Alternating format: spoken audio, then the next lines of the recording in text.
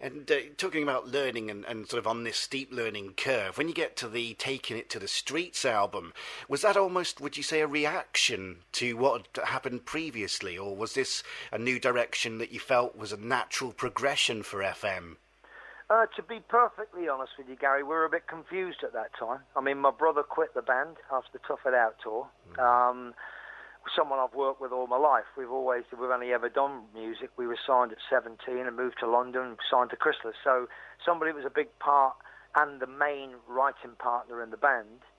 We sort of did a very, very long touring stint for Tough It Out. And I think he was away from home, we were away from home sort of for months on end. And I think it kind of got the better of him. He kind of lost sight of, he just said, I don't know whether I want to do this anymore. So he quit. So we were a bit confused, and I think if I were being perfectly honest with you, the Taking It to the Streets album would be my least favourite FM album. It lacked a bit of direction. It had a couple of key songs on there, but you know, of all the FM records, that would be the one that I enjoyed the least and would be my least favourite record. I think we found our way again with Aphrodisiac. I think, you know, we got the new guitar player in, we'd had time to develop, we toured, so you know, the band came back together as a proper unit after Taking It to the Streets, really, you know. Yeah, so, I mean, for you then, what actually changed in the dynamics to create Aphrodisiac, which, of course, has been well received by fans and critics alike?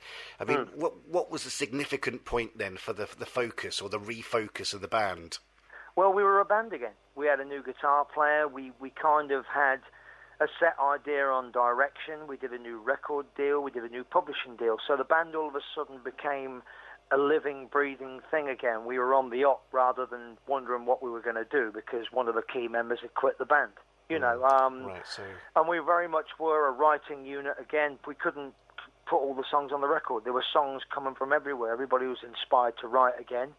And we basically came up with a really strong album. It did great for us everywhere. I mean, it was the most successful album we ever had in Japan and other territories around the world. And, you know, it was a slightly harder direction, more bluesy, so we sort of moved on a little bit, you know, and that was it. It was like a new band again, you know.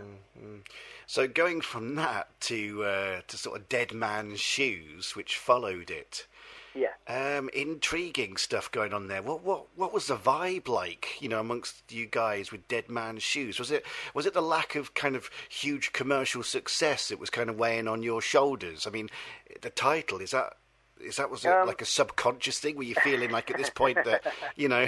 To be honest, Gary, what it was about that record, we'd done a lot of touring for Aphrodisiac. We went all over the world with that record, and it was such a well-received record. The touring went on and on and on because it started to take off in Scandinavia and different territories. And we'd been together at that point then for 11 years. Grunge had come in.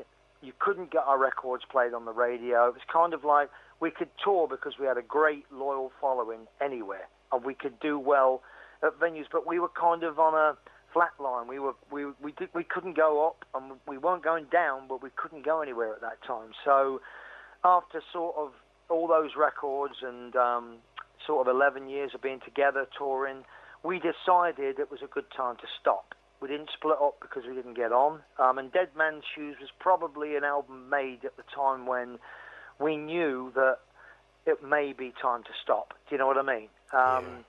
So although I had some great songs on it, it was done in so many different studios, and there was no real kind of thread through the record. And I'd written another load of songs that were nothing like FM, and although the band sort of said, why don't we carry on and do, I just thought that, you know, maybe I should go off and do another project that's totally different, with a different singing style, just play commercial songs. I mean, and I went off and did an album which was more like kind of Crowded House than FM, you know.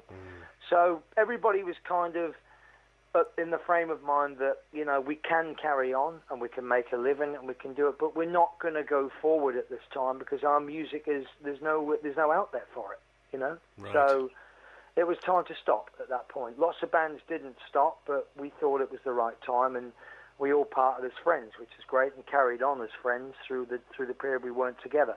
you know.